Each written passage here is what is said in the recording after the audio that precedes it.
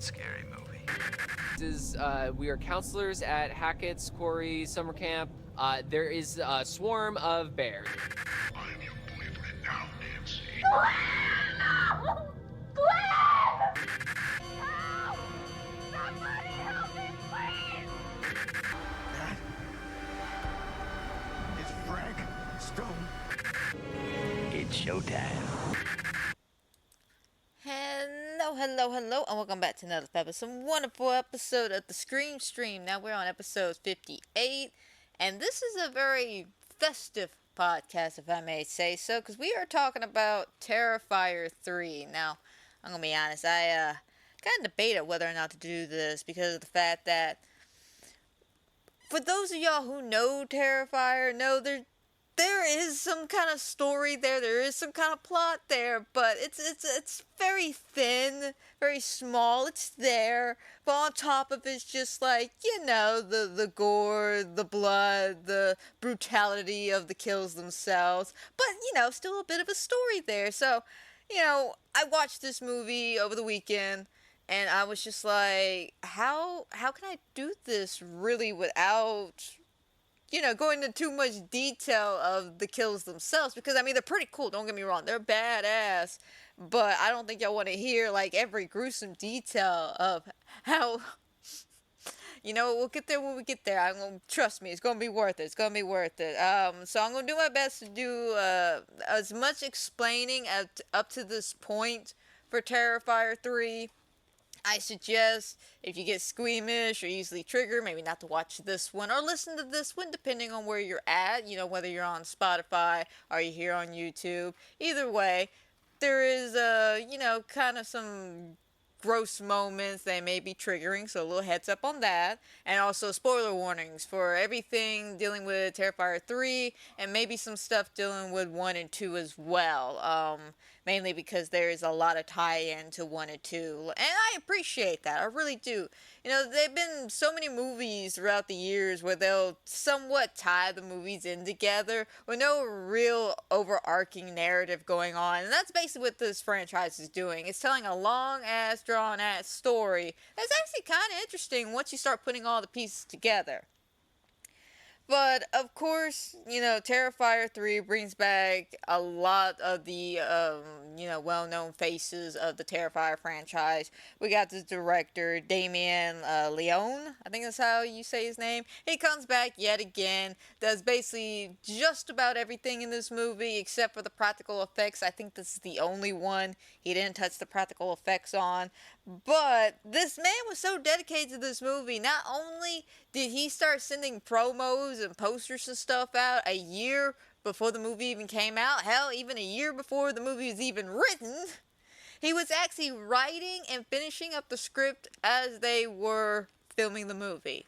Which, I get it, strike while the coal's hot and all that shit, but come on, man, you couldn't buy yourself some time to kind of flesh some moments out, because I appreciate this movie for what it is. It is violent to the 10th degree, but it's got style to it. It didn't scar me like, let's say, them season 1 with the whole baby incident. Don't get me wrong, there's some moments here that made me squeam a little bit, I'm not gonna lie, but I was kind of pleasantly surprised at how they handled the children's, because, again, you've seen the promos, you've seen the trailers, you know all about the incidents with the children in the movie, and I was honestly kind of terrified that, they might go there, and I've been scarred enough, especially this past year, with I don't really even know how to describe it. I guess my line being crossed with, let's not watch the violence of children here. But, here we are in 2024, and people are really starting to branch out when it comes to their horror movies. And I appreciate Damien for doing this movie, doing this franchise, because it's bringing horror back to its disgusting roots, which I absolutely love. And, I gotta give him props. I gotta give him kudos. He at least did something that's not really talked about too much, again, with the whole children's death. Think about it. We really freaked out in 2018 when Halloween, or let me phrase that, in Halloween, when Michael killed that young teenage boy. Like, don't get me wrong. I'm sure he wasn't like 8 or 9 years old, but from his voice and from what was going on, it seemed like he was maybe, I don't know, 12. I'm gonna say 12, maybe 11, 13 at the most. But we all remember watching that in theaters, and just the, because of the fact that he did this, and then that let us have a moment later on in the movie where he's doing that one take, walking around the backyards and slaughtering people left and right. We get to that baby, and everybody just held their breath, like, oh my God, like he is not. And I feel like this movie's doing something very similar about the children. It's one of those, they're making us hold our breaths, especially in the beginning part of this movie. Once we get into it, y'all probably understand a little bit more. But, you get into that beginning half, and you're like, oh, he's not going to, oh yeah, the hell he did. Like, maybe he did? Because, I got some questions. I got some questions at the end of this movie. If, again, spoilers, guys, on this, but we all know about the Jonathan situation. They say Jonathan's dead. They're like, here's his skull. But is he really dead, though? Like, is he truly dead? And that brings me to the little girl in the beginning of the movie. We don't necessarily see her die. We're assuming she died at the beginning of the movie. But what if our kidnapped her? And we just don't see it. What if Jonathan was kidnapped? Or better yet, what if they just never found Jonathan? But we'll get there when we get there, when we get to the whole Jonathan section of this thing. But, yeah, I had to bring that up because apparently, where's this little fun fact at? It was something about the Actors Guild. The Actor Guilds were, like, all over this movie. Like, there was chaperones everywhere during the filming of this movie because of how many children were involved in this movie. So, it was very weird, according to the director, about, just being chaperoned while filming this movie, where the kids kind of get what's going on, but they really don't at the same time, because I've been told when working with children in horror movies, they don't necessarily tell them the full details of what's going on in the movie, so they're not, like, freaked out, which I can, say kudos to that. That's actually pretty nice. You don't want to scar the children actors, you just need them to act a certain way, which also could explain some bad acting from children in horror movies too, if you think about it. But yeah, I thought that was funny. Another little fun fact is, of course, Terrifier 2 made so much more money that they threw even more money at this movie, and it beat out everything when it came out, which I find incredible. It was actually filmed for $2 million. They made $89.4 million, which isn't a lot if you think about it, especially compared to like some of the bigger blockbusters like Avengers or something like that. We're making $120 million and shit like that. I mean, hell, you got even Wicked that's out there making $350 million. But look at the budget. Look how much they spend in advertisement. It's a win-win situation, boy. Like, they have ranked out some money for sure. So it's definitely a hit, and there's definitely room for a fourth movie. Hell, they have to make a fourth movie at this point. I am just like, I'm flabbergasted by this whole situation. Like, this man came out of nowhere with a little indie movie, All Hallows Eve. And it just went from there. And it's just incredible to see this little movie I watched on Netflix, Terrifier 1, that was this little indie schlop of a film. People were just so grotesque by the violence in that movie. And I thoroughly enjoyed it for what it was. And then you got the second one, which just added more to it. Yeah, it did take away the indie kind of factor of the movie, but it really brought into more of a modern horror movie budget, and I appreciate the story elements they added to the second movie. And with this third one, they added a little bit more, but they had to add the seasons on top, if that makes any sense. The little Christmas seasoning. But I mean, it was great. Like, granted, you probably could put this movie at any other holiday or time of the year, but Christmas just kind of feels right for art. It feels right because of this. So, we all remember the bar scene when Santa, right? Like, we all remember that shit. Apparently, David, who plays Art the Clown, again, he comes back to reprise his role, but he channeled Will Ferrell's character from Elf to do that scene, and I could kind of see it. I'm just like, okay, yeah, I like that choice. That was just a funny choice, because I was not expecting Art to act like that. Like, I thought he would see Santa and like, I don't know, like buck up against him or something. But no, he was completely childish about the whole situation. I'm just like, you know, Art, this is why I like you. You're goofy, you're fun, and yet so violent at the same time. Another little fun fact is the bathroom scene. So we all know what bathroom scene I'm talking about, okay? We all know the bathroom scene. Apparently, that was the director's take on Psycho, by the way. I was watching an interview with him, and he was discussing the fact that he would love to redo Psycho, or remake Psycho, but he knows that's never going to happen. Which, thank God for that, because we saw someone try to remake that shit in the 90s, and they literally did a shot-by-shot remake. Which, don't get me wrong, it was an interesting movie. Like, it was some interesting choices to that movie. But, you know, shot-by-shot remakes, not really a practical effect when it comes to remaking movies here, but I digress.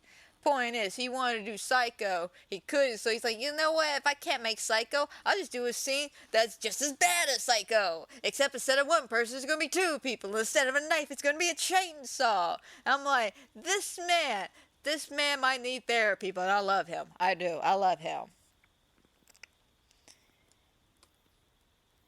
And yeah, I think that's about it for all the little fun little facts I found. Oh yeah, also, something about the actress who plays, I always want to call it Selena, but that is not correct. I've been watching too much Young Justice and the Batman series and shit like that, mainly the Penguin show.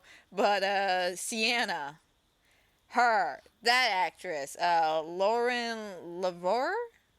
She's got a fancy name, fancy little last name. I'm probably pronouncing it so wrong, but Sienna, that actress, she apparently did a lot of her own stunts, and I'm pretty sure it's probably the rat scene, but she's struggling against the chair and shit. Apparently she struggled so hard because she was actually duct taped to the chair that she broke the chair. And I was just like, that's some grade A acting right there. That truly is some grade A acting. But speaking of, again, like I said earlier, a bunch of the actors from the previous movie have come back to reprise their roles. You know, we have Laura come in as Sienna. Elliot, he came back as the brother Jonathan. Now, we also have Margaret Florence, who plays Auntie Jessica. Sean? I think that's I don't know, I kind of scribbled her last name, and it's not very legible to me. I think it's like Shawnee, Sean, like Shawn or something like that. I don't know. It's what I get for scribbling down shit and not properly printing it. This is my doing. This is my fault. Anyway, Bryson Johnson, he plays Greg the uncle. You got Antonella Rose, who's playing Gabby, which she did a fantastic job, by the way. She brought in that cute little childish charm that was adorable. She was actually a pretty decent little child actor. I liked her. And also we brought back Samantha Scofield. Scofield, Scaffidi. She's playing Victoria again. Fine ass job. I'm not gonna lie. Fine ass job. She was very, very creepy. Granted, I give it a lot to that little voice effect they ended up giving her, or either that or she does a really good groggy voice. I'm gonna say voice effect, but maybe a little fun fact might pop up in the future and be like, no, she actually did the voice. I don't know. It was great though. She did a great job. And of course, David Howard. Like I said, he came back as Art.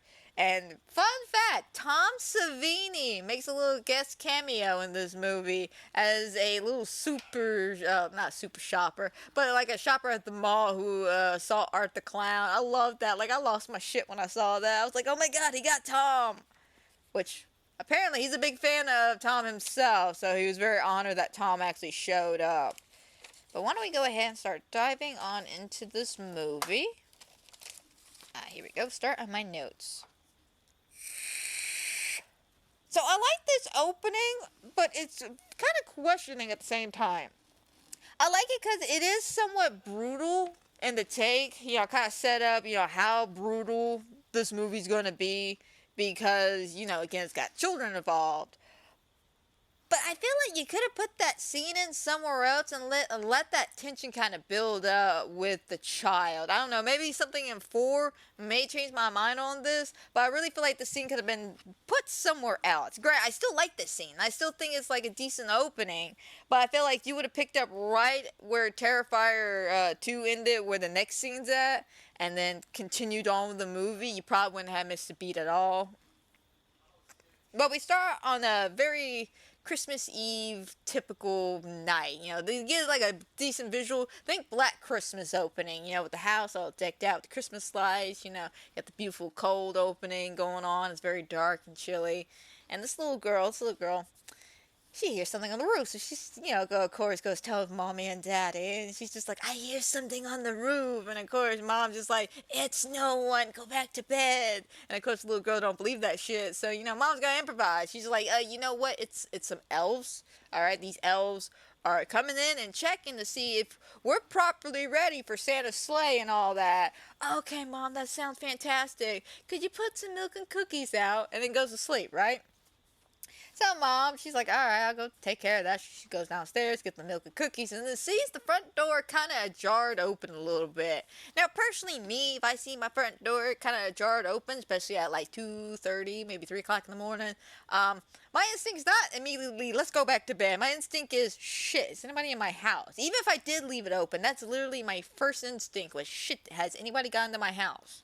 Because, damn it, man, I don't need no one sneaking up on me while I'm sleeping, okay? I'm not a morning person.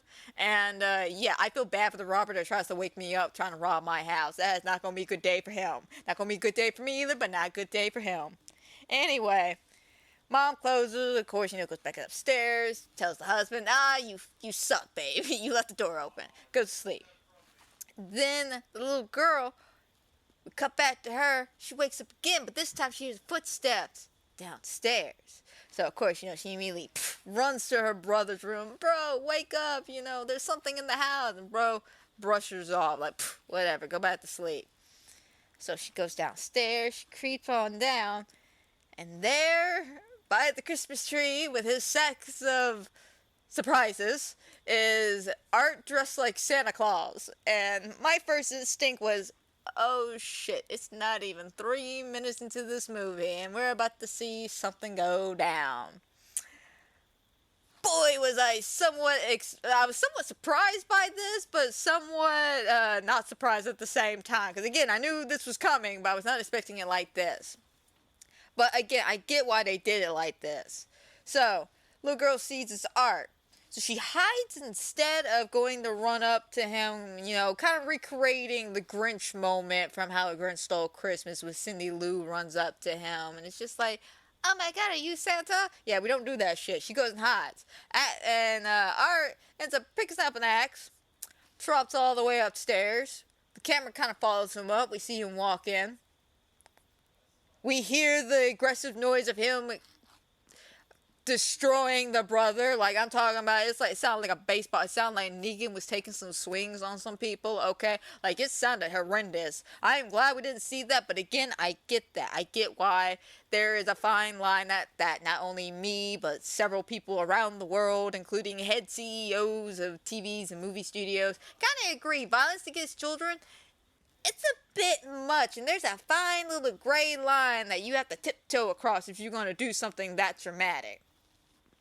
And for me, it's mainly, if it's done tastefully, that's the main thing. If it's done tastefully, it's got to be done tastefully, not gratuitous, not like in my face, you know, it's got to be done tastefully. And if it's part of the plot and or progresses the story, and with a situation like with Art being that he's a serial killer, it does add to his character arc, showing that this man, this being, does not care whether you are a child of God or if you're innocent or not. If you're in his way, if he is bored, you are on the chopping block. And I can get that. I appreciate that. It's not just, you know, let's add this for shock value kind of things. So again, I appreciate that. So, I'm sorry I digress for a minute, but let's carry on. So after, you know, mangling the brother, he goes across the hall and he mangles daddy, right? So, you know, he gets just, I'm talking about like Art one good swing. Somehow doesn't necessarily wake the wife up until like a few seconds later. She, oh, baby, puts her arm out, and of course, it's all slippery and shit because of the blood. So she stands up, she starts freaking out and screaming, and of course, Art's there having a fantastic time, just giggling his ass off, mocking her. Typical Art shenanigan he does. And eventually she starts running off, so Art follows after her. And it's like this whole chase ensues of her leading downstairs. And now she's trying to open the damn door. And I'm going to blame the blood on this and say maybe her hands were just so slippery from the blood that she couldn't get the damn door open. I mean, it didn't seem that difficult. But, maybe the bitch's will to live wasn't that strong or something. But the point is, she ends with an axe to her back. Because, Art's got to do Art things. Fantastic.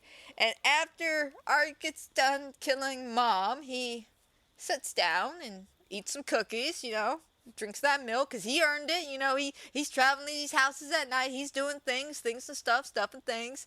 And I got to praise him on this. After killing in a gruesome manner, he actually finished up the cookies and milk and cleaned everything up. I was very proud of him. I was just like, you know what? A serial killer who knows how to clean up after himself. I appreciate that. You rank up there with Michael, man. Michael and Jason have this magical ability to clean up after themselves. I don't know how. Jason could be brute strength. Michael, on the other hand, have you seen some of the shit he's done to people? Okay, how does he clean that up so quickly? I don't know. But Art, before he walks out, though, he hears something in the sink cabinet, opens the door, and there's the little girl. She went to go hide after the whole shenanigans. And, of course, Art stands there, kind of smiles and waves at her. And then we kind of cut to black, and we're left wondering what the hell her fate is. Some people say she's dead, but again, with the whole Jonathan thing, she may be alive. I don't know. Like, they had no problems showing certain things off screen, so it's kind of hard to determine whether this was an off-screen kill, or if this is, Art doing something later with these children. We don't know. Again, the most common consensus is she didn't make it. She didn't see Christmas Day. She gone, baby. She gone. But I have a theory. I just have a theory that he's a demon, okay? Like, let's just face the facts here. We all know for a fact Art is some kind of demonic presence. Not only is it explained a little bit further here in the story, but the fact that the man came back to life at the beginning of the second movie, and somehow he's still alive in this movie. Alright, that lets you know right off the bat, demonic presence. But, I digress. We'll get there when we get there. So after, we cut the black, we cut to 5 years prior. That's the cut the black moment. Just 5 years prior. We pick up literally the seconds, maybe I want to say about 2 hours after the events of the second movie. And there's a cop who goes to investigate, and he sees Art's body. And of course, he's about to go raid this in, and the body stands up and starts attacking the cop. Which, I'm going to be honest, kind of badass. Didn't see that coming. I was expecting something else. Not his body literally to stand up and start fighting the cop. After the cop doesn't get a minute to take everything in. Like, he sees the blood, sure, he sees the pit, alright. But, he's like, give him some time to be like, Jesus Christ, what the hell? Like, the man didn't even get that much piece of dialogue. But you know what? The body's got to do what the body's got to do. So the body strangles him and basically rips the dude's head off, right? Like, okay, now that I say that out loud, that just sounds so stupid. I'm sorry, that just sounds... Like, anytime I think of a killer ripping somebody's head off, I just think of that moment from Jason Takes Manhattan, where he punches the dude's head off, like, straight off. That's all I could think of during this scene. Just him... But, yeah, no, he steals the dude's head, and then we cut over to Victoria's... her hospital chamber, because we all remember what was going on with her in the second movie. And if you don't, let's have a little recap. We left her at the end of the second movie writing Art's name and thinking her own blood as she was giving birth to Art's head. Again, don't tell me this isn't demonic, because it totally is supernatural bullshit, okay? Like, it's complete bullshit. Anyway, you know, Orly hears this noise. I'm gonna be honest, the man looked like Triple X to me. Like, I'm gonna be dead ass. I'm looking at this Orly, I'm like, is that Triple X? That wrestler. I don't know if y'all know him, but yeah, he kind of looked like that. But he sees a nurse basically getting her face eaten off by the art head, and Victoria over there just on the guts and all this, and he can't even take this shit in for a moment before the art's body shows up, starts beating the shit out of him. They basically come up together, attack him, and then like rip him apart. Like, it was very gruesome, I'm gonna be honest, but I was like taking notes, like, okay, that is some fantastic blood imagery going on right there. Like, that's some shit. That is some crazy shit. But who would have thought there was more to come? Like, this movie just keeps escalating. This is a movie that just keeps escalating in the violence. It's like, oh, you thought this scene was violent? Well, let me show you this scene over here. Like, seriously, it knows how to escalate. Okay. So, yeah, after they rip him apart, and Art gets his actual head back instead of using the black, because he used the black guy's head, you know? Like, he literally ripped the dude's head off, put it on his head, started, I guess, walking to... I guess he walked nonchalantly to Victoria's hospital, which was easy to be done because you gotta remember Terrifier 2 took place on, not Christmas, on Halloween. So, you know, it made sense. He was just a clown dude covered in blood. It looked like part of a costume. But I love this next scene, though. So, you know, he gets his head back. Victoria and him walk out the hospital, and they're on the subway. And as they're sitting on the subway, you know, they're just doing their own thing. There's this guy, also dressed like Art the Clown, who gets on here, honking his damn horn. And he looks at them, and he's just like, I love your costume, man. Like... your shit's better than mine. And I'm just like, you know, if I was just a casual person in a New York subway, wherever this shit's supposed to be at, and the guy said that to me, I would be, you know, thoroughly impressed with myself. Like, damn, my costume looks that good. But the fact that we know this guy's a serial killer, and the guy's just giving him a compliment on his looks, makes it a little weird. So, I'm just like,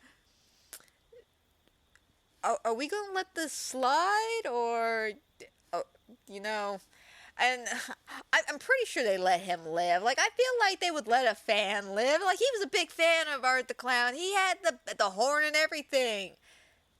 But then literally, and I think the next scene, they have the horn. I think Victoria has the horn, so, you know, best case scenario, they let the man go. Worst case scenario, they killed him for the horn. But anyway, once they get done with their subway trek or whatever, they wind up at this abandoned house, and basically Art goes upstairs to the attic, and I love this little homage, by the way, to not only Black Christmas, but Amityville Horror. Maybe I saw Amityville Horror first, but then people were just like, no, the imagery's for Black Christmas. And I'm like, you know what, you got something right there. You really do. You got something right there, and it's true. But I like this homage. He sits down in this rocket chair, and I guess he goes into hibernation or something. Like, it's not fully explained what happens here. You know, I'm assuming it's hibernation. But basically, him and Vicky go into hibernation over here. You know, he goes, sits down in a chair, and I guess regenerates till the sequel is needed. And Vicky, she's in the bathroom, she's looking at herself in the mirror and calls herself a pretty girl, and then punches the mirror, grabs the mirror shard, goes into the bathtub, and I guess she too goes into hibernation. The point is, they both go to sleep for some time. I guess they ran out of energy or something. You know, why do killers do that? Like, think about it, Jason does it all the time, so does Michael. You know, they go into sleep for years on end for no reason whatsoever. I mean, think of, like, Michael Myers. That man was in a coma for 10 years. The moment someone's like, yeah, he's got a living relative, his niece, suddenly he's like, wait a minute, I still got relatives? Hold up a second. I gotta do some killing real quick. Hang on. Like, bro, what was his agenda here? Let's wait a few years, let Sienna recover over here, and then fuck her up later? Was that his plan? Like, seriously, what was the plan here? But the point is, man went into hibernation, she went into hibernation, everybody went into hibernation. We then cut to present time again. This is why I said earlier that I don't get why the opening ended up happening. I guess just to show you the brutality of what this movie is to behold, but I still firmly believe that last scene we just discussed should have been the opening. Like, that would have set up for some good thing. Like, just do the 5 years later time cut. Just do that 5 years later. You know, you could have just done that, but it's simple. It saved you. Actually, no, because again, I like the scene, so I would have put that somewhere else in the movie. I was going to say save you 3 minutes of screen time, but you know what? Nah, take it back. Put it somewhere in the middle of the movie. But the point is, that would have been a really interesting opening. But anyway, so we're back with Sienna, and she is doing fairly aight after the events of the second movie. She's getting out of a wellness center because she needed therapy, which is completely understandable. I mean, she did watch, like, most of her friends and family die on that tragic day, and then she had to fight a clown and a demonic presence, whatever that little girl, because the little girl's supposed to represent something like a demonic presence, demon entity or something like that. But yeah, she is moving in to her aunts and uncle's house with her little cousin Gabby, who is like super infatuated with her. I mean, the little girl's just like, oh my god, you're like the big sister I never had. It's just like, oh, I like this little girl. Oh, she's gonna make it, right, David? Like, I want to look at the director. The entire time, I was just, like, looking at the director on the Wikipedia page. Like, man, she's gonna make it, right? Like, you ain't gonna mess with me like that now. Like, don't do this. Don't do this to me, man. I like this little girl. She's cute. She's adorable. She doesn't overstay her welcome, which I appreciate that in little kids. When it comes to little kids in horror movies. Because, you know, some of them kind of overstay their welcome, and they don't know when to shut the hell up or when to not ask stupid questions. But this little girl, nah, she's beautiful. She's beautiful. So, oh, also to probably add a little factor here, Jonathan, the reason why he's not here, if you know, he's in college right now. So, you know, they both kind of grew up a little bit. You know, Sienna went to see therapists, and I guess Jonathan went and tried to grow up, and you can kind of see they're two different versions of these two people who survived this horrific night from Art the Clown. You know, you got the person who's like suffering from the PTSD and is trying to deal with it head on and just be like, you know what, I'm fine. This is all just in my head. You know, I'm not really all that crazy. And you got some, you know, and of course, you know, she has this strange suspicion that maybe she's not all the way crazy, but she knows she survived this night. Where Jonathan, on the other hand, it feels like he's almost trying to deny it. Like, deny that this whole thing that they were looking into, you know, Art being this demon and, you know, she being the chosen one. That maybe all this was kind of too much for him to understand and handle. So he's trying to deny it. Just be like, okay, maybe it was just some crazy serial killer who just went on a rampage and we just happened to be in his way. Like, there's no way demonic entities could perceive this. But again, we'll get there when we get there, and why I kind of lean that way. So, after, you know, all that cute little introductions with Sienna and, of course, the cousin and uncle and all that, we cut to two demolitions people in Art's house where he went to go hibernate. And there's this bit of a story he's trying to dredge up a little bit about back in the 90s, a dude kidnapped, killed, and buried 12 kids in this basement. Now, of course, he's like, oh, no, I'm just messing with you, man. It's just a story. But that seems a little weird, you know. This David has an interesting way of writing where he puts everything out in text. I notice, especially with all the Terrifier movies, that he doesn't write something that's not important. Like, nothing he writes is not important. It's all connected somehow. And it makes me think that maybe the story could be connected to Art the Clown. I could be reaching a little too much. That is possible. Like, truly, that is possible. I could just be reaching way too much. I feel like some other people had this theory too. But, yeah, no, I feel like there's gotta be some more meaning to this besides it's just a creepy story. But again, yeah, only David would know. Only David would know. So after that, we then cut back to Sienna, who is having a little bit of a dream. I guess she took a nap.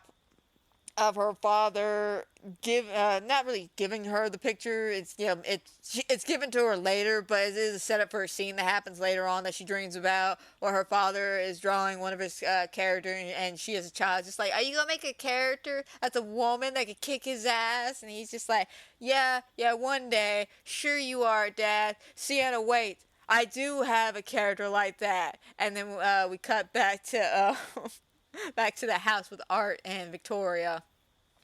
Yeah, I know. Super weird scene just to slide in there. Like, truly it was. Like, it took me aback. But again, it makes me feel like everything's connected. You know, they brought the story, like, he brought the story, right?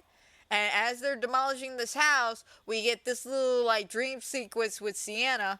And then we cut back to the house of them waking them up. Like, it feels connected. Like, I don't know. Again, I could just be reaching. But the guys accidentally wake up both Victoria and Art. You know, one guy goes upstairs. And what I really loved about this scene is that Art was up there for so long. Granted, he is frozen with his eyes wide open, a shit-eating grin smile on his face, but he's covered in cobwebs. And Victoria, being in the bathtub, I guess is covered in, like, mold or something. Like, it's very, like, I'm gonna be honest, like, shit. It looked like shit. But I'm just like, no, that can't be shit. No way she just, like, shit in the tub and then sat there. And then I thought about it. Maybe she did, because they are crazy after all. Like, I don't know on this. But, yeah, no, she's in the tub with some shit on her. And she ends up stabbing the dude in the neck. Art stands up and, like, bites this dude's hand off and, like, messes his face up and all this. And as they're both kind of handling their own individual fights here, of course, Victoria finishes hers first with the broken mirror piece she had. And she goes upstairs to see what Art's doing. And, of course, Art's having a dandy time eating the dude. He has awakened like a bear from hibernation, so he is devouring everything on his plate right now. Okay, he's having a great time. And Victoria, in this whole situation, she's so aroused. Like, how am I gonna say this? She is so into the moment that she proceeds to take the mirror shard and takes care of the beaver, if I may say so. I'm trying to find, like, a decent way to explain this situation, but, you know, you get the imagery. It's just, especially if you've seen the movie, you get the imagery, okay? Mirror shard, woman, two tacos coming together, you know, kind of, maybe that was a bad analogy, I don't know. Like, the point is, you get the picture, you get the imagery I'm trying to set up here. She's just, and I mean, there's, like, blood coming out and everything, like, it's, like, all over the floor and shit, like, it's just, even I was just like, I crossed my legs, I actually crossed my legs during that scene, so I'm just like, ooh, and it's the sound effect that was going with it, too, just, ugh. Oh, God, it was, ugh. But don't worry, it gets worse. It gets worse. Like, I'm sorry, David, you were trying to top yourself off in every single fashion you can. You're like, okay, yeah, I had the kill of the craziness in this movie, but the second movie's got this kill. I mean, I get it now. You know, I had this kill, but this movie's got this kill. He's doing that even with his sound effects, but he's trying to, like, one-up himself just in this movie as well. If that makes any sense whatsoever. But, dude, come on, man. I didn't need to hear that weird sound effect. So after that, we go to Sienna, who's at a family dinner. And she's trying to keep it together. You can tell the survivor guilt's really getting to her. You can tell this whole thing's bothering her. And the reason you can tell is because she ends up hallucinating her dead best friend. You know, the one from the bedroom scene? I do believe it was her from the bedroom scene. Yeah, no, like, you see, like, her chest all ripped up. You got her head gashed in. Your nose is gone. You know, all that crazy. You know, this shit Art did to her. She's just sitting there, just like, pass the peas. No, I won't. That's okay. You don't have to pass the peas anyway. I'm not going to go anywhere, okay? You killed me. Your brother killed me. Y'all ruined me. And I'm just like, this poor chick has got to hallucinate this shit for the rest of her life. This is worse than Beetlejuice.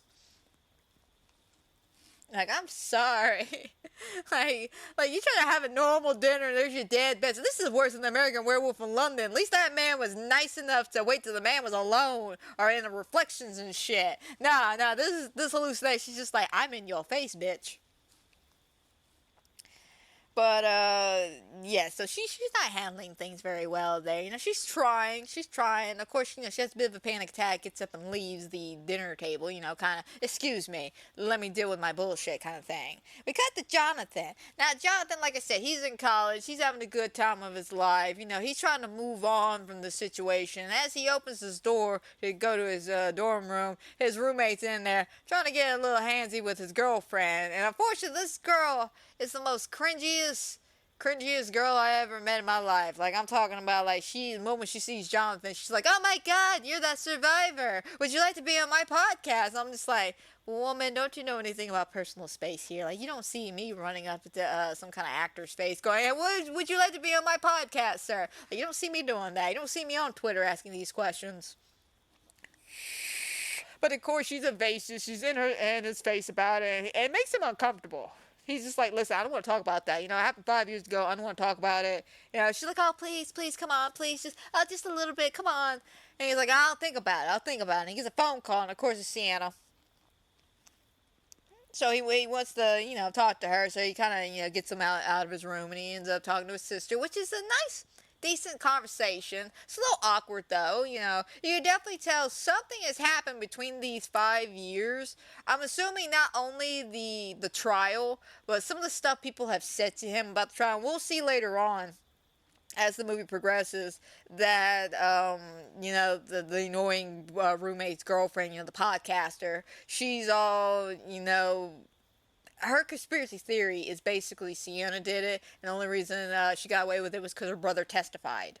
And I want to say, it probably feels like most people are saying that. This is probably why he wants to separate himself from his sister, because, you know, people are kind of blaming him, saying, well, if you didn't testify on your sister's behalf, maybe this psycho wouldn't have been out, and he knows the truth. He knows, hey, she wasn't psycho, she wasn't crazy, she didn't do this, it was some killer clown demon dude. And, you know, that's a lot for a young teenager at that point to deal with. And on top of that, he's dealing with the death of his mother, the death of, you know, all these other people around him. And some way, you gotta think about it, he might actually blame himself. Because remember, he was so into Art the Clown back in the second movie to the point that he wanted to wear the outfit of Art the Clown to a costume party. So, yeah, in some degree, he could blame himself. So that could explain some of the distance. But yeah, he's dealing with it too. He may seem like he's got everything together, but there's also another scene later on in the movie where you see he's not keeping it together. But we'll get there when we get there. But she ends up hanging on the phone though, you know, after, you know, hey, don't forget to come down for Christmas. Why don't you come down a little early, you know, kind of conversation. He was like, yeah, we'll talk about it, we'll see, hang up the phone. And of course she starts having a panic attack in the bathroom, takes her medication, she's fine, but Gabby ends up seeing this, and Gabby of course is freaking out because she thinks she's not happy here and that she's going to go away. And you know, of course Sienna's like, no, it's okay, it's nothing to be worried about, it's just the side effects of the medication I'm on, it's no big deal. And they had this like this cute little bonding girl moment, I guess, with makeup and shit. Like, it's supposed to be a cute little moment, you know. I appreciate, you know, she wants to have a sisterly bond going on. I like that. But she's like, come on, let's go do some makeup. So then we cut back to Art doing art things. So Art is messing around with his tools and shenanigans, and he ends up finding a liquid nitrate tank. And he has a little fun with it with a rat real quick. But he discovers real fast he loves the new little toy. He loves it and wants to go play with it. So he ends up going to a bar. And I love this scene. I do. I really love this scene. So as he's walking, he sees the bar. He sees Santa Claus, and of course, I guess the bartender and another patron in there. And he goes in there, and of course, he's all like, oh, doing the whole miming Will Ferrell thing, like, oh my god, it's Santa Claus, look, oh my god, and of course the dude's just like, hey man, I get to wear this once a year, let me indulge this man, let me do my Santa Claus bit. And of course, the bartender wants to kick his ass out. He's just like, hey man, you're a little weird, you need to get home somewhere. And of course, like I said, Santa's all like, no, I like this guy, let him stay. Like, Santa's seems very lonely and needs friends, okay? That's where I'm going to chop that up to. Santa just needs friends. And he thought, hey, maybe I got a friend right here. He's weird, I'm weird, we can all be weird together. But, he makes a little bit of a conversation with Art, because Art tugs on his beard, and he's like, yes, only a real Santa has a real beard, haha, yes sirree. Come on, man, why don't you have a drink? Come on, let's have a drink. Let's all of us have this Christmas spirit together. And I'm just like, lonely, just a lonely Santa Claus, that's all I'm saying here. Anyway, we cut back to Sienna, who's drinking cocoa with her aunt, because for some strange reason, we gotta, slide these, I guess loving family moments in between the violence, to let you know there is a storyline going on here, people, just a little bit now. But, they're having a moment, they're talking about how she's happy that she's here, and she's gonna love her and take care of her, and how much she, knows that she can't replace her mom, but she's gonna be there just like her mom was. And of course, there's a whole little oh, I miss my mom kind of moment. Oh, I miss her too. Because you gotta remember that I do believe she's like her sister or something. Like the auntie's the sister of the mom that passed away. I want to say. Don't hold me to it, but I want to say that's the relationship here. But yeah, no, there's this cute little family bonding moment with a little tear down the cheek. And just, oh my god, I miss my mom kind of things. It's a very lovely moment. Then we, come back to the killing over here. That's the best way I can describe this scene. So, Art's having a moment with Santa, the bartender, the patron, they're like, here, cheers, they drink the booze. And Art doesn't like alcohol, apparently. He forgot he doesn't like alcohol. So he spits it all over on Santa. And of course, everyone is just like, what the hell, man? What's your problem? And then he proceeds to urinate on poor Santa. And I believe that's where Santa draws his line. He's just like, yeah, no one pees on me, man. Nuh-uh, I'm not into that shit. So he finally gets mad enough, and they're about to throw him out. Of course, Art's doing his typical taunting maneuver, just, flipping them off. Okay, not really flipping them off. I really wish he would flip them off. That would be funny. But, he's mimicking them, laughing at them, all of this. So he walks over to his bag, and of course they're like, hey man, I told you to get the hell out of here, we don't want you here, blah, blah, blah. And, yeah, no, Art just goes, okay, and grabs a gun. I didn't see that coming. I'm just like, wait a minute, does he really? And I had to go back to the rest of the movies. I don't think he really uses weapons like that all too terribly much. He likes slow, painful methods, like knives and whatever that cats and nine-tail thing was. Saw blades, shit like that. But, this seemed a little quick, but a little excessive. But, he pulls that out, just pops two in the head. Everyone but Santa. Santa's standing there like, oh my god, no, please don't. Here, take the suit. I know you like the suit. You make a better Santa Claus than me. Just take the suit. And, yeah, Art's got ideas. Art's got plans. He proceeds to tie Santa up. Of course, taunts him a little bit, per usual Art shenanigans, let's pull a rabbit out of my hat kind of thing. Let's see what's in my bag of tricks. And he pulls out the nitroglycerin or nitrate or that liquid nitrate shit and freezes Santa Claus.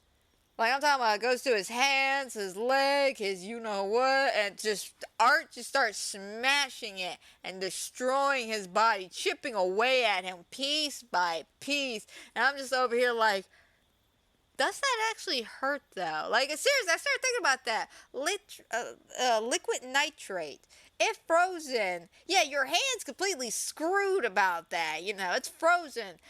But do you feel it? Like, I've never had hypothermia before a day in my life, so I wouldn't know, but, I feel like, a numbing sensation, maybe nothing would really be there, you just lose all sense of feeling in that hand, and then smash it, so would it really be painful? Now, I'm sure getting squirt with it, while you're alive, that is quite painful because it's quite chilling and cold, and it's basically destroying your blood cells as you breathe. But, I'm talking about the necessary chipping away part, though. But I digress. I'm thinking too much into that kill. But the point is, he basically chips old Santa Claus away, steals his beard, calls it a Merry Christmas, and moves on his way. We then cut to the aunt and uncle who are in the bedroom, and they're talking about Sienna, and they're like, what do we do with her? What if she has a psychotic moment while she's taking Gabby out shopping? And of course the aunt's all like, be positive, she needs happy role models here. And the uncle's just like, whatever. Like, I feel like when it comes to him, he's hesitant because of the situation. Granted, he wasn't there. He didn't see Art the Clown do this. But I'm sure the court trial that was probably nationalized on television, if you actually think about it, it probably was. But you have that on television, casting out probably whatever narrative fits their story. Then you have the actual story itself, and then whatever Sienna and the brother are coming up with. It's a lot to take in, so you have to take everything with a grain of salt. So I kind of get his hesitation, but again, I like the aunt being that nice balance. That's just I'm having a stroke. I like that the aunt has a nice balance where she's just like, give her a chance. She needs that family love and bonding. This is what she needs right now. So he's willing to open up and, let the wife kind of run it the way she wants, which I don't know. I feel like everything was done correctly, and yet they still wound up on the wrong end of the totem pole. But we'll get there when we get there. So Sienna is journaling in her room, and as she's journaling, a letter falls out of the journal, and it's from Jonathan. Now, they go, they talk about this letter a little bit more later down, I think in like the next couple of scenes, but it's because mainly it shows them in the flash. But basically, to summarize the letter, it's talking about they need to destroy the little girl. She's the demon. Art's kind of the bridge, and Sienna is the key to stopping all of this. They basically sum up the letter here. Everything he learned about while she was locked up in the institution for the last 5 years. Apparently when she first got locked up, he was constantly writing to her about all this shit. But after that, we then cut to the next day at the mall. Now, Sienna has learned that her brother has changed a lot while she was out. He's no more into heavy metal. He doesn't wear black anymore. He's probably became a complete recluse and probably wants nothing to do with anything dealing with black or white ever again because of Art the Clown. So, I kind of get why he changed his style. I would probably change too if I survived a mass murder. Anyway, why they're having this kind of epiphany that it's been 5 years. She really doesn't know much about her brother like she used to. They used to be really close, but now they're really not. And, the time has changed people, and the situation has changed people. And she's letting that sink in. And why she's letting that sink in, she actually sees Art the Clown, but she thinks it might be hallucination because at the same time, she hears over the intercom that Clown Cafe theme song with people screaming in the background. But no, Art's really there. Art just happened to stroll on by and see her, and he did a little jaunty wave and everything. No, he was really there, people. He's really there. Which blows my mind. If you think about it, this man's covered in blood, walking around. Granted, he's got festive Christmas sunglasses on, but the point is, the man's walking around covered in blood and no one's stopping him. No one's like, sir, your get up, do we need to talk about this? Like, nobody's saying anything to this man. He's just freely walking around. That's my main concern with this whole movie. This man's walking around drenched in blood and nobody's stopping this man. Anyway, after that, we reconnect with Jonathan, who is, I guess, sitting in his cafeteria watching his roommate's girlfriend on her podcast. And, of course, she is slandering his sister. She's like, of course, if he didn't testify, she would be the one locked up, blah, blah, blah. Like, she is just like, she's obsessed, by the way. She's obsessed. Like, you can tell the way she talks and proclaims herself to be a podcaster. She's obsessed with this case to a very sickening degree. Like, it gets a little crazy later on. We'll get there when we'll get there. You hear that a lot. You will. So after we find out she is a complete bitch, Sienna then actually shows up at his school to see him, and he's very kind of wally, if that makes any sense. Like, he's built up this wall, and he's just like, what are you doing here? Can I not drop by and see my brother? No, I mean, I don't really care, but, what is there to discuss? What do we need to talk about? Well, you still coming over to Uncle Jonathan's for Christmas or, whatever? Yeah. Well, why don't you show up now instead of waiting for Christmas Eve? Well, I got this party I want to go to. But he's very, direct with his answers. He's not very emotionally available. This is his sister. They should be, this should have brought them together. As you think about it, this really should have brought them together. But this seems to have teared them apart. And they're far from each other almost.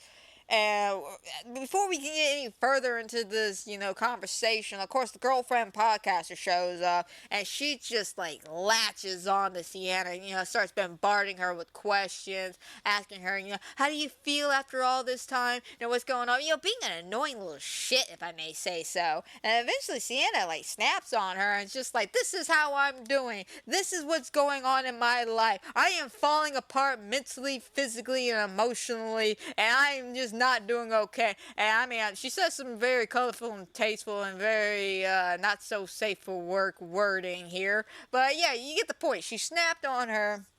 And of course, Jonathan, he's embarrassed. So he's just get over here.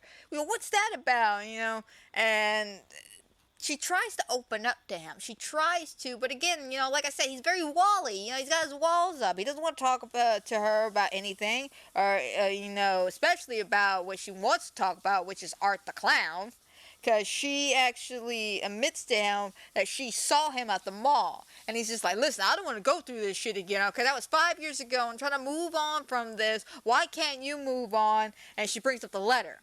And brings up the fact that, when she was first locked in there, he sent her all this information about the demons of the letter, and everything he sent to her, everything he said to her was correct. It was right. And she is the key to stopping this. She is basically the only person able to stop this demon. I guess her father got this power, and then he gave it to her, and I don't know, because they don't really delve too much into that backstory, but I'm assuming he was gifted this power to stop Art. He didn't want to do it, so he took himself out of the situation, leaving it onto her, or it was just needed to be her to begin with. I don't really know. They didn't dive that much into the movie, or that information into this movie. Maybe in Terrifier 4 we'll find out. Anyway, she ends up, bringing back the letter and then talking about the fact that they need to go back to the Terrifier ride to get the sword. And that's where we leave off with them. Just I gotta go get that sword. Because then we cut back to Art at the mall. I'm glad we had that beautiful family moment where you both see that they're struggling to deal with their grief and the situation that happened back in Terrifier 2. And we see that it's done pull them apart, but they're trying to come together to defeat Art the Clown and this demonic little chick who's now possessing Victoria. It's so complicated, but it makes so much sense in hindsight. But yeah, we had that beautiful moment just to get this massacre right here. Oh my god, this was the scene that would make me squirmish. I'm just what are they gonna do right here? What is about to happen? So Art is dressed up like Santa Claus. He's got the full beard and everything at this point, and he's still covered in blood, but may add. But he comes swantering on out with a bag of goodies on his back, waiting for the little Secret Santa line. And he sits up on the little throne, throws down his bag, and he waves to a little girl, and I'm just in my seat twisting, just he is not about to, what is he about to do? And he starts digging in his bag. I'm biting every nail I own on my fingernail. I had to go run to Eric and bite some of his nails off because I'm panicking at this moment. And he pulls out a doll. Just a regular old, porcelain doll. Nothing damaging, nothing chaotic, nothing that's, deadly, if I may say. So just a doll. And of course, free toys. So kids see the free toys. And now the kids are running to go get the free toys. And of course, Art's having a blast. No pun intended. Seriously, no pun intended on that. But Art's just passing out these toys. And the little security guard walks up and he's just that's not our Santa. Who is this guy? I don't know. Let's get him the hell up out of here. So they kind of agree to get him out of here. And they walk over to him, they grab him, and they're like, come on, man, you got to go, man. You can't be here. You're not our Santa. Of course, Art's throwing a little bit of a fit, but he ain't going to do too much of an action here. Because as they're walking away, little Timmy with the blonde hair decides to start messing around with the Christmas presents and opens one, and an explosion happens. He blew up a mall with children right there. He blew up children. I'm just like, what the hell, Art? Why would you do it? Granted, though, it could have been far worse. Like, we could have seen arms being flamed, around, legs dropping everywhere. We could have seen some shit, but we didn't. It was classy. It was nice, classic, 80s action-packed film with explosions and stuff, but the point is, everybody goes. Art's happy. He goes sweltering off singing jaunty tunes or whatever. Art does Art things. Oh my god, I didn't see that shit coming. Again, I knew children were involved. I was expecting something else. That was not it. I was just like, I can't believe he did that. I can't even, man. just a basic white bitch. I can't even. So Jonathan is back at his dorm room after this whole conversation, and he is freaking out. I'm talking about, I guess all this information come to light to him has really mind-boggled, I guess, this whole progression of how he's been dealing with this, which is denial. Let's pretend this didn't happen, it didn't exist, I'm okay. And now that it's in his face, and it's, you were right, man. You are not crazy, you were right. It's making him freak out. Also, the fact that if he's right, Art the Clown is a demon, and Art the Clown's alive, and Art the Clown may come by and try to kill him. So I would be freaking out too. He even tries to take some medication that he is prescribed, doesn't work. He starts tearing up his desk, he is having a full-ass meltdown here. But again, I can kind of get it. Then we cut to Sienna coming home with the sword. I don't know why they didn't have any kind of build-up of her going to go get the sword. I feel like that should have been a scene kept in of her going to go get the sword. Maybe they just didn't have the rights to go back into Terrifier 2, Terrifier the Ride. I don't know why they couldn't just have her go in there and get the sword. But yeah, she just comes home with the sword. And, Gabby's like, what you got there? And she's like, oh, it's nothing. Yeah, it's fine. It's just, it's nothing. You have dirt on your fingernails. Why do you ask so many questions, you adorable little child, you? Seriously, why does she ask so many questions? But you know what? There's always an answer to those questions. Oh, I fell down in front of a bunch of college kids. It's okay. And of course, Gabby's like, okay, whatever. Yeah, not a present for me. I don't care. Adorable as always. We didn't cut to Art at the college. Now, I'm gonna be honest, I don't know why Art's just randomly going to the college. I mean, he did the same thing in Terrifier 2, where he just randomly showed up at that party that was going on. So, maybe he's a party clown, okay? Maybe he senses parties, and he's just like, you know what, hot damn, there's a party down there. Okay, let's go. Granted, though, what does he do at these parties? Maybe he's the entertainer, okay? Because we clearly know he doesn't like alcohol. I mean, hell, he spit all the alcohol on poor Santa's face, so we know he doesn't like drinking. I don't think he does drugs. I mean, he could. I mean, look at his hobbies here. He could be doing some LSD for all we know. I don't know this man, okay? Demonic presence, I should say. Not a man. He's a demonic presence. I don't know what this demonic presence does to get loose, have fun, but, he just somehow finds parties. So while he's just strolling around with his goodie bag at this party, nobody yet again doesn't stop him. I'm gonna keep saying that. Again, man is covered in blood, carrying around a garbage bag. I, as an individual, would see that and be calling 911 ASAP.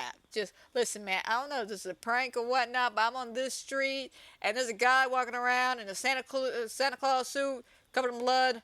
He's got a garbage bag. I don't like this. Come check this out. Maybe I'm a fool. Maybe he's crazy. Let you handle that, though. Click. That'll be it. That would literally be it. So we go back to Sienna's house, because again, I guess we had to go see what Art was doing for a minute. Again, he found the party. Sienna's at the house telling the auntie about, Jonathan going to this Christmas party and that, it's a little weird that this goober, as the aunt calls him, the goober, got got an invite. Gabby's just like, well, that's cute. Would you like a treat? Hands up a little Christmas, like, I guess, Christmas Rice Krispies treat. And she's like, no, I don't want any. Oh, yeah, that's right, you don't like cereal. Because, yeah, we all remember the cereal incident of Terrifier 2. Ugh, oh my god, like, even I'm questioning cereal boxes after that scene. Her digging her hand in that glass. Oh, hell no.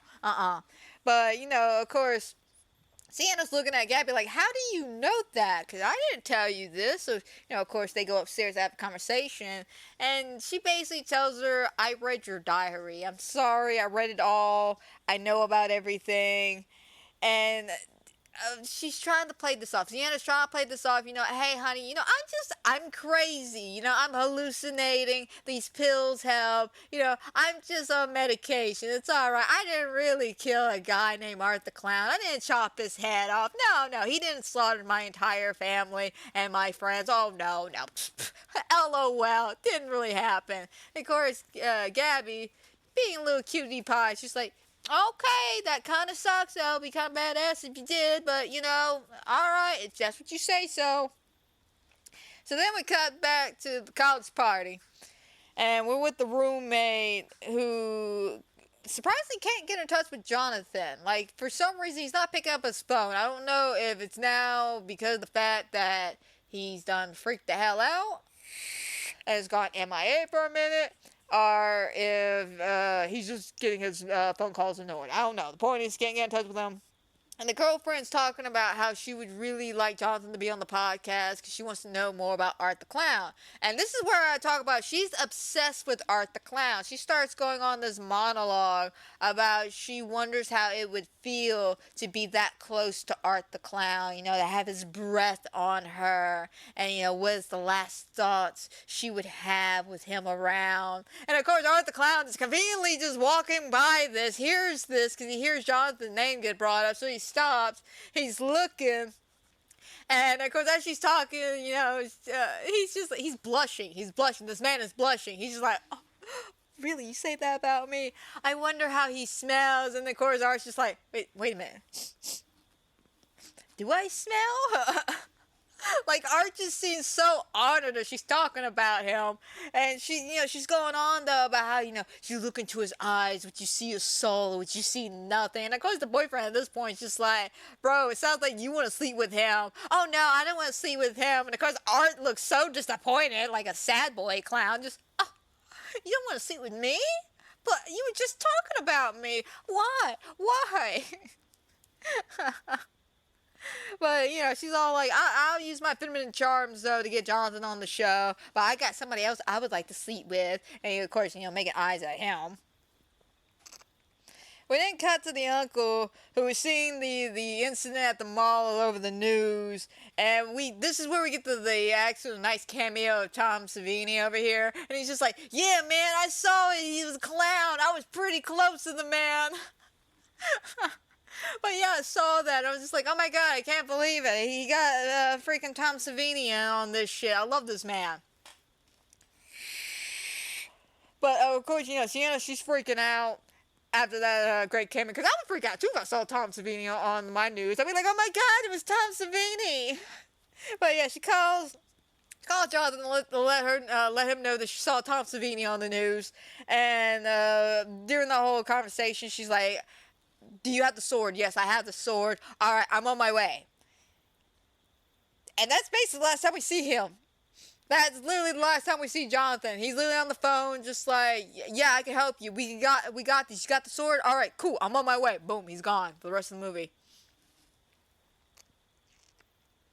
Now, I have two theories about this. One is he's actually dead. Because I've been told that there's an interview floating around where the director has confirmed that Jonathan is dead. But I've also heard that he could be lying to set up Jonathan's return in Terrifier 4 because, again, you don't want to give a good secret away. One of the reasons why I don't think he's dead, though, is because we've seen this movie franchise, okay? And at this point, he is an adult now. He's in college. He's at least 18 years old. So he's past that threshold of being a child now. So we can't watch his death be violent. But he's also a main character. So if he was to die, we would see it in all his gloriness, because, they want to rub salt into the wounds a little bit. Just like, look at this main character you love so much. Ha ha ha. Watch him die. That kind of scenario. David feels like that type of person who would do that. Because, he's a sick, twisted individual. David, I love you, though. I really do. You're a fantastic director, writer, producer, and gore effect artist. I think you're a gore effects artist. You said you worked on the practical effects for 1 and 2, so that's what I'm assuming. But the point is, you did a fantastic job. Anyway, I don't think he's dead, though. I don't think he's dead. I think he got away. I think he left the dorm room. I think he left the college beforehand, and he left his phone. And/or his phone, quote unquote, got broken during the meltdown, the freak out he had, or he threw it somewhere, didn't think about it. No, wait, because he had the conversation with Sienna first. So maybe he left his phone, thinking Art may be able to track it or something, because Art's got that party GPS going on. So, he might say, hey, Jonathan's getting a get-together going on. That's a party. Let's go. So, he could have got away. He really could have. Or they captured him. Yeah, they got some sick, twisted game they want to play, so they captured him. But I'm going to say he got away. He somehow got away. He walked away. Because where's Victoria during all this? That's the biggest key element to think about. We know what Art's doing. We'll get there when we get there. But what's Victoria doing?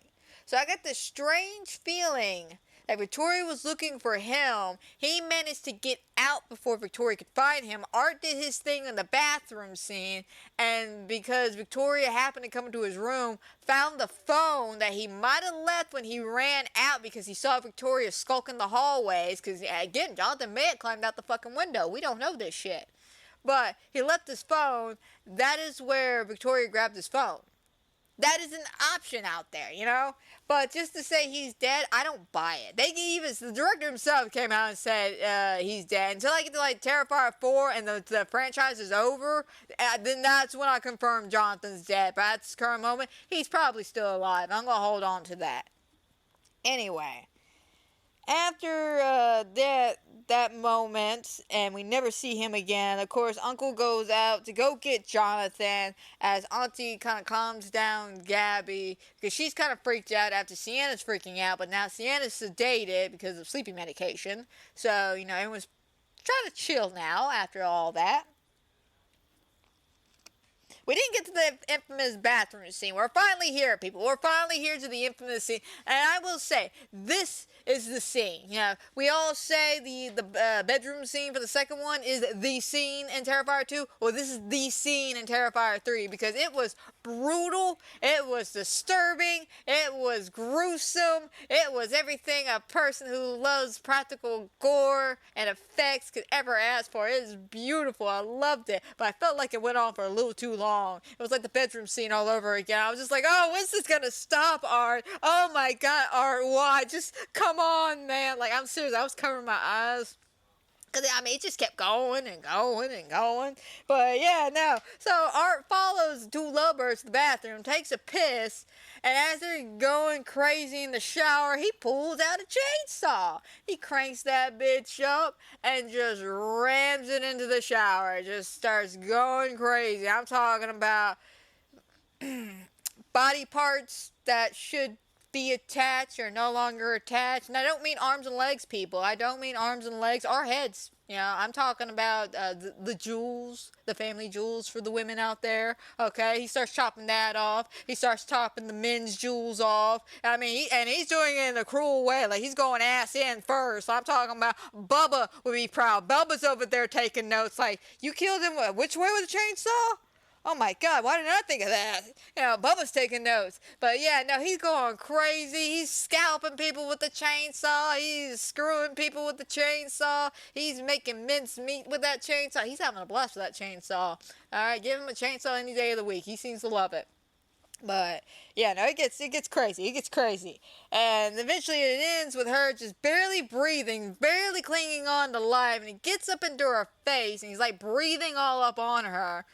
Puts his little Christmas tree sunglasses onto her and boops her nose. Kind of going, did you get the experience you wanted? Just like one of those moments. Just, I hope you enjoyed that. Yes, yeah, I finally answered that question you asked back in the dorm room. Boop, boop. Like, oh my god. But yeah, that went on for way too long. I was watching that like, that's bad, man. That's cool, but that's bad. Like, that's just... Well, at least he didn't make her live on and something. I bet you in Terrifier 4, she's alive. She's alive, and she's now part of her own podcast. Holy shit. So after that, we cut to the uncle outside the school, and he can't seem to find Jonathan, so he calls him. And, of course, it's not Jonathan on the phone. But it sounds like Jonathan. I say air quotes because we know at the very freaking end, you know, she's the voice is just like, "Oh, I see you." Like, "Nah, bitch, run, drive off."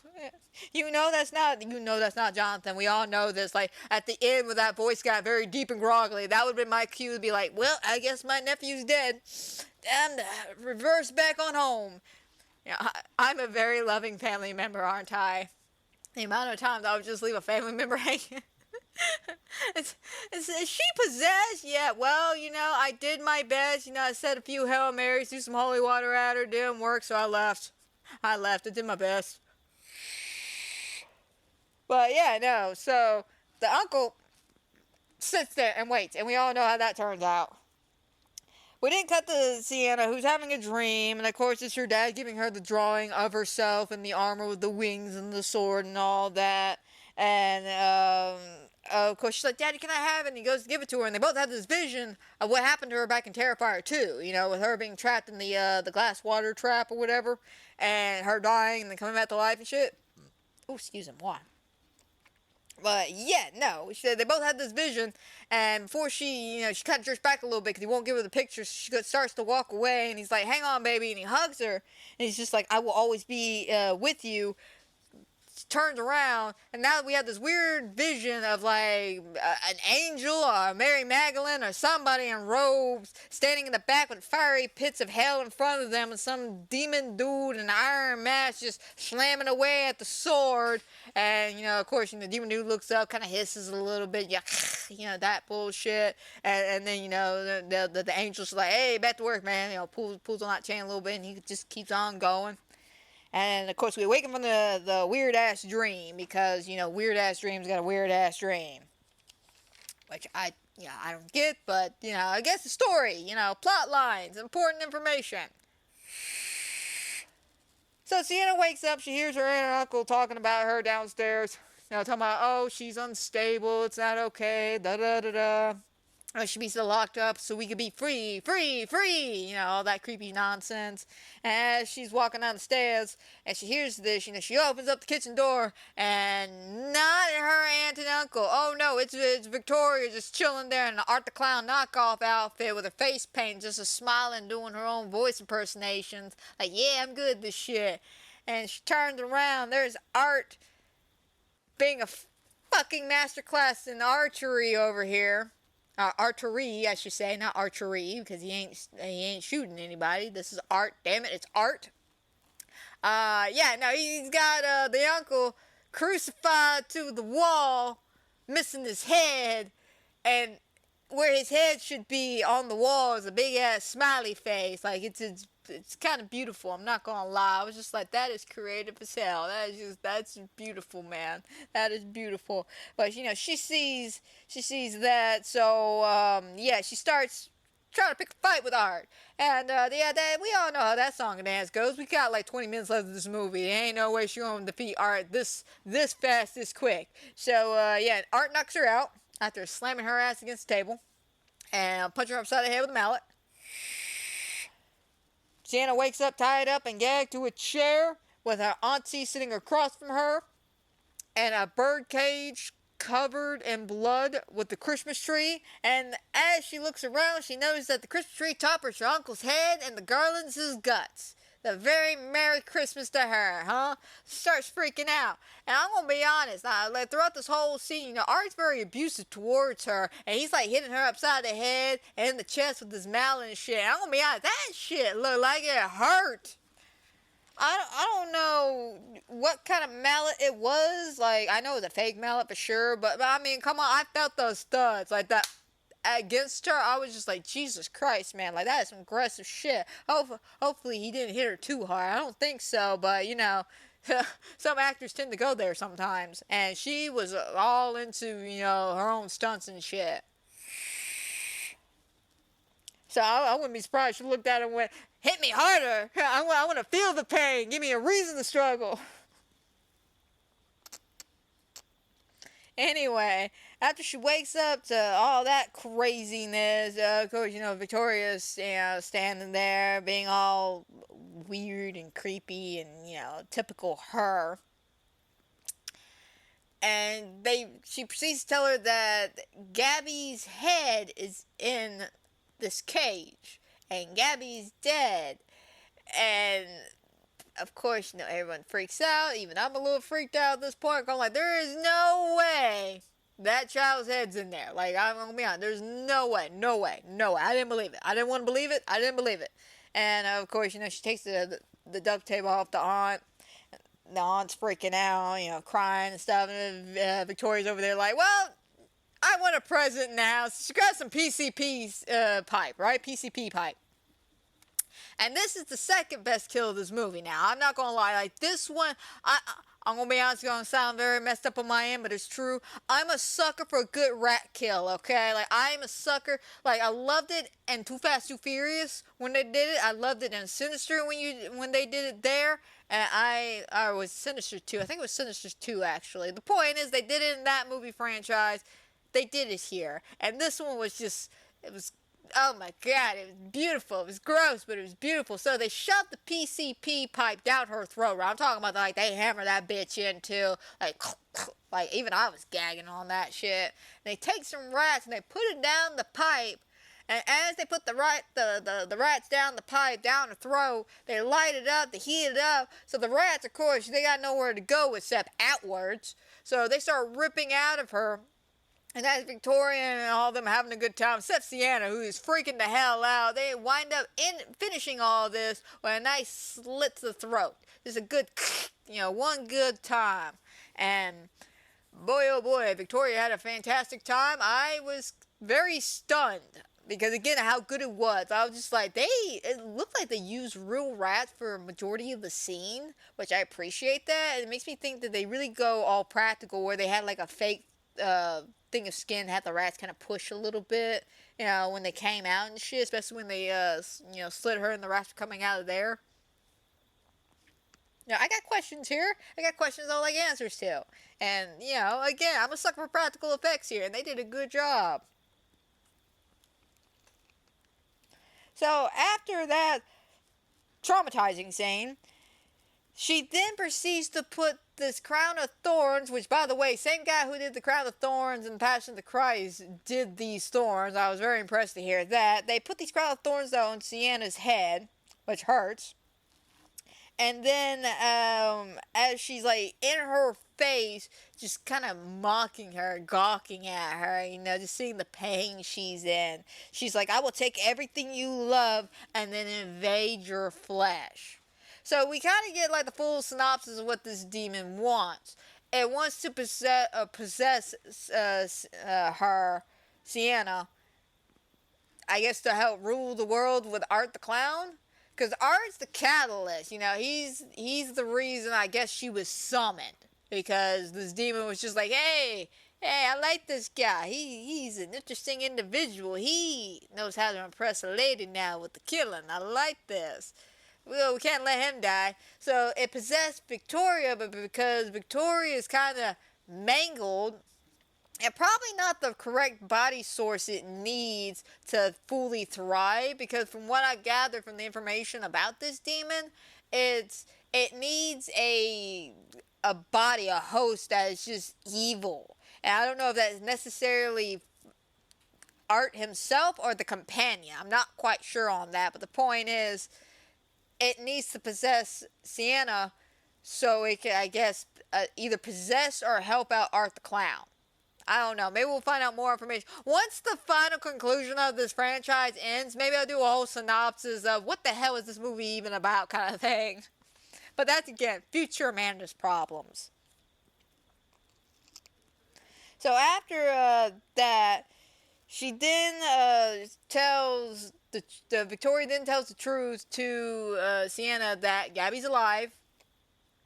It is not her in this case. It's actually, in fact, her brother. Oh my god. You know, put the glasses on him and everything. And of course, we're all stunned, like, there is no way Jonathan's dead. He was a main character. There is no way he died off screen. Even though the director's like, no, guys, he died off screen. I don't believe you, sir. Alright? I don't believe the director and his lies and bullshits. Again, until the movie has concluded, the entire series is over, that is when I will confirm and or deny the death of Jonathan on this.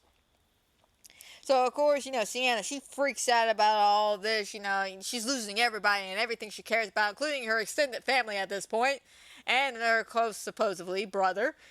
And, of course, you know, Victoria's all digging this. She's like, yes, let the hatred flow through you and all that shit. And then we get this moment where it seems like she purposely wants her to lose her mind so she could transfer her soul into her body. So as she grabs her throat, there's this weird eye effect where, you know, everyone's eyes start glowing. You know, Victoria's eyes are glowing like red or something like that, and Sienna's is glowing yellow. And of course, you know, I guess the transfer of soul is trying to happen, Sienna's fighting it off and kind of pushes her back. And Victoria looks at her and is just like, oh, you are powerful. I can see why they chose you. Which, again, could mean, who the hell knows at this point? Seriously, could mean that someone actually did choose her and her father was just the catalyst as the information of what she needed to do in her future, or they chose her father and he ended up choosing her. I don't know what that means, okay? Like, I don't know anything, alright? I'm just here for the blood and the gore and the guts here, okay, people? I truly am. One of the main reasons why I watch this whole franchise, because it's just the practical effects. I love them. But, yeah, it doesn't work. And Victoria ends up saying that. Then they try to use Gabby. They're just like, listen, she's the only family member you have left. She's the only thing you care about. Do you really want to watch her die to do this? And, of course, she's like, okay, wait, you know, I'll do this, you know, just don't hurt her, you know, the typical plea cry, you know, let me have my moment here kind of situation. And eventually, she convinces Victoria to let her open up one of her Christmas presents from Gabby. And she's like, please, you know, just let her open up my gift. Let me open up her gift to me, you know, before I go. You know, it's the least you can do. And of course, Victoria is being all like evil villain, twisting her mustache. She's like, okay, sure, why not? And, you know, she grabs the one wrapped up in angel wrapping paper.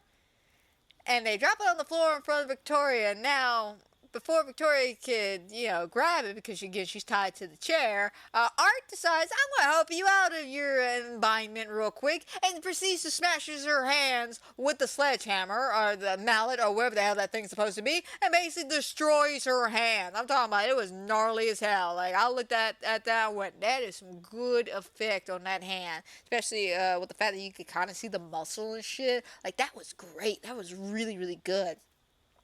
But now eventually her arms or her hands are all mangled and shit. So they had to drop the package in her hands. And she somehow unwraps it, opens the box. And of course Victoria's just like, is it what you thought you wanted? Or something like that. You know, just that creepy Christmas punch. Is it everything you ever wanted? She's like, yeah, it is. And she grabs the sword out of the box and slices Art's throat with it. I'm talking about a good slice. Now, a lot of people have been talking about, how did her hands heal? I think they forgot that there was a conversation she had with her father, I want to say in the second movie during a flashback, where he talks about the sword having healing powers. It might have been in this movie as well, but I can't really remember. I know it was in the second one, but they talk about the sword gives her healing powers. As long as she holds the sword, she can be healed, and the sword itself can't hurt her. So, you know, powers and shit. But she slices Art's throat. and she throws the sword, stabs Victoria in the chest with it, stands up, grabs it out of her chest, and just goes, "How does this taste?" And then shoves it in her mouth, pulls it out, decapitates her. And of course, now Art's got to get involved in this, so he brings out a chainsaw. So now it's chainsaw versus swording over here. And I mean, I'm talking about, this is like an epic fight. I'm not gonna lie. I'm like downplaying this whole thing, but it really was a good fight. I'm talking about, they're throwing themselves all over the place. They're breaking furniture. It was like watching a WWE fight. It was fantastic as hell. I'm not gonna lie. But, you know, even Gabby tries to get into this. You know, she tries to help out Sienna, you know, punching Art. And Art just like bitch slaps her across the room, like, get this mosquito out of here. Get on somewhere. And, you know, they keep going. Of course, at one point, Art gets the upper hand and has her face basically in the chainsaw. She gets out by grabbing his family jewels, which, again, I'm actually surprised that worked. I was 100% surprised because, I mean, I've seen Jason get kicked in the nuts before, and there's, like, no reaction down there. Like, none. And I want to say Freddy's got a bit of a reaction, but Jason, none. Michael, none. And, you know, so I get kind of concerned about a lot of these male killers out there. Like, are their balls fine? Is that why they're killing over here? They can't feel the nuts. Understandable. But yeah, she does that, gets him off of her, and eventually it culminates to her stabbing Art really, really hard through the chest and pinning him against the wall. Now, at the same time this entire fight's going on, we cut to Victoria's body, whose head has now kind of disintegrated, and fog has swept the floor. And I guess the fog is acidic or something, because as she's about to do the final blow on Art, the floor just caves in, dropping poor Gabby in there. And of course, Gabby's freaking out. So now Sienna's got to make a decision. Do I finish Art the Clown off, or do I let my little cousin die? Frankly, I could have done both. I feel like I could have, like, just stabbed him in the face. She's like, hold this real quick, and then gone and grabbed her or something. But again, that's just me.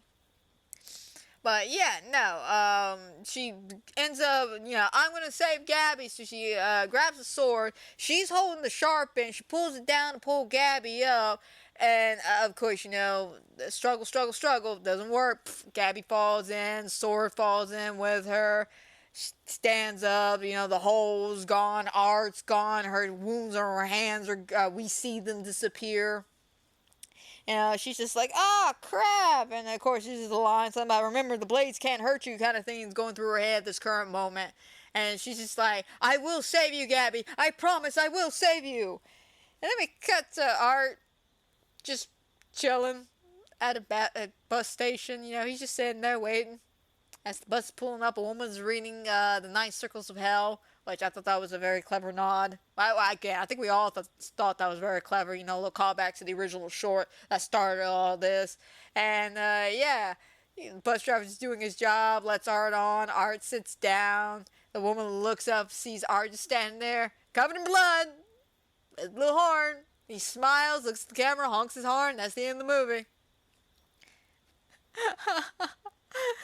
And again, man, so I've learned several things about this movie. One, a man can walk around the city with a bunch of blood all over him and no one's going to ask questions. Second of all, whoever Art the Clown is, he is deadly and needs to be stopped. And unfortunately, I don't think that could come anytime soon. Is this going to focus back in? Hello? My camera defocused. Screw you, camera. There we go. My camera defocused for a minute. But yeah, no. I thought it was a very interesting movie. Of course, it's pure, you know, blood gore, blood, you know, you know the word. I can't say it here on YouTube, but you know, it's just for the bloodhound and people. It's like the Saw franchise. There is some story there. There is some story now. Don't get me wrong. It's very, very tiny. It's there though. It's there. It's a little thin line, but it's there. And the story is, Art was a serial killer who ended up killing everybody in the first movie, which in return allowed a woman to become possessed by a demon who brought him back to life so they could run hell and havoc on Halloween. against Sienna, who's the only person who could stop them, and they almost stopped her, but she wound up stopping them. So we get to the third movie of them still not fully stopped yet, 'cause I'm pretty sure there's probably like 10 steps of how you stop them. And they had to go into hibernation. Then we deal with the sibling trauma. Then they come back to try to finish her off again. And of course, everybody fails, everybody's hurt, everybody loses. And we cut to the fourth movie where hopefully it finally ends and we all get a weird conclusion at the end of all this. That's what I'm hoping. As much as I love the Terrifier franchise, please don't milk this. Please don't. Like, you're doing good, you're doing strong. You know, people are loving the movie franchise. You're stepping out of everyone's comfort zone when it comes to the horror movies. You're doing phenomenal work here, gentlemen, or sir, or madams, or whoever's all working on this shit. You're doing fantastic. Do not milk this franchise into the ground. I know it's going to be tempting, especially with all that money. Don't do it, though. Keep the integrity of art to be art, okay? Like, 4 movies. 4, maybe 5 at the most. If you can, I wouldn't suggest it, but I say the 4th one should be the last one, okay? 4th one should be the last one. At this point, you know, enough of the blood and the gores and guts. Let's just finish the story up. You can have all the epic kills you want at the end. I mean, hell, think about how you can kill art. Like, that's gonna be fun. But Terrifier 3, it's a fun holiday horror movie. We don't have a lot of these. There's very few Christmas-like horror movies out there. You know, they are there. Don't get me wrong, they are there. They're just very far and few between. You know, of course, you got the classics like Black Christmas, Gremlins, of course, the remake of Black Christmas, which not all that great. Of course, Jack Frost. What was that one movie I just watched recently that was around Christmas? I cannot think of it. Escapes me at this current moment. But again, you see my point here. There's not many Christmas horror movies out there. They're there. Oh, Gingerbread. That was a Gingerbread Man with that guy. What's the name of that guy? That comedian. Damn it, I can't think of that dude's name. It's a comedian, I think, with the blue collar people. Anyway, the point is, there's not that many Christmas horror movies out there, and it's very nice to see that there's not only a Christmas horror movie, but it's a slasher Christmas horror movie. You know, because unfortunately, the only other slasher Christmas horror movie I could think of is Silent Night and Silent Night, Deadly Night. And whatever the hell those freaking sequels were. Like, seriously, I don't know what the hell those sequels were. But yeah, like, there's not many slasher Christmas movies out there. I appreciate this being a slasher Christmas movie. It was fun. It was entertaining. It's got some shock value to it, but they're very nice and classy with it, very subdued. Like, it really could have been so much worse. Like, looking at what this man can do on screen, i.e. the bathroom scene, the bedroom scene back in the second movie, the splitting of the hot dog in the first movie, or I should say the splitting of the woman. The point is, the man can do it if he wanted to. He could go out there and mind fuck everybody. But he ain't doing that. He's giving us something with some taste, some class. Yes, it's gore. Yes, it's bloody. But it's tasteful. And I appreciate it, you know. It's got a story, like I said. It's there, very tiny line. I'll say it once, I'll say it again. It's there, very tiny line. But there's a story, and I'm sure once the next movie comes out, it will all be fleshed together. And we're going to have one cohesive story that you can probably sit down and just watch in a full day's marathon if you're feeling that sick about yourself. But yeah, I enjoyed this movie. Is it one of my favorite Christmas horror movies? Not one of my favorites. You know, I may pop this one on occasions. You know, my go-to is always, you know, like Gremlins, Krampus. That's another one I love. I just watched that one last night, actually. Love that movie. But, you know, I see myself throwing it in a lot during Christmas? Probably not really. Because, again, you have to really watch the other two Terrifiers. Mainly the second one. Mainly it's the second one, to kind of get more of the story, understanding of what's going on the third one. But as just like a random Tuesday in December kind of movie, I could throw it in. Since I've already seen the other two, I could throw it in. Still enjoy it. It's gruesome, it's gross, it's fun. Great background noise. To a degree. Again, I'm mainly looking at the Victoria scene with the piece of glass and the thing, you know, the thing she does, you know, that thing. I'm looking at that weird sound effect. But overall, still a good movie. If you love gore and shit, like say you're a big fan of Saw, you'll love the art franchise. You'll love the Terrifier franchise, I should say, not the art franchise. Granted, he does run this franchise. He really does. But it's a fantastic Christmas horror movie. It's bloody, it's gross, it's disturbing, and maybe once they finish the movie, I could go more into who Art is, what's he's all about, what's his story, what's his end game. Because at this moment, I really have no clue. I'm assuming demon possession, take over the world kind of thing, but we'll just have to see. But I think I done rambled long enough about this fantastic and wonderful Christmas movie. It was absolutely a real treat to sit down and watch this. But why don't we go ahead and end this here? I hope everybody who has watched, is watching, will watch. I hope you enjoy. I hope everybody has a fantastic and a wonderful night. And guys, don't forget, if you love my podcast, I put out, well, I would say, at least once a month or so here on the channel. Whether you watch it here on YouTube or on Spotify, don't forget to like, subscribe, comment down below, hit the notification bell, especially if you want to be kept up to date with all the fantastic and wonderful podcasts and other things I do here on the channel, such as my Disney live streams, my TCM videos, my little horror games, so on and so forth. I do a lot of fun, interesting things here, not just talk about horror movies and TV shows and stuff like that. I do some gaming, and I do a lot of live streaming with some Disney. I'm not gonna lie about that. I do love me some Disney Dreamlight Valley. But that's a story for another day. So until then, my friends, y'all take care, and I'll see y'all for Screen Stream number 59, which next month we'll just have to see what it is. But another day, another time, y'all take care.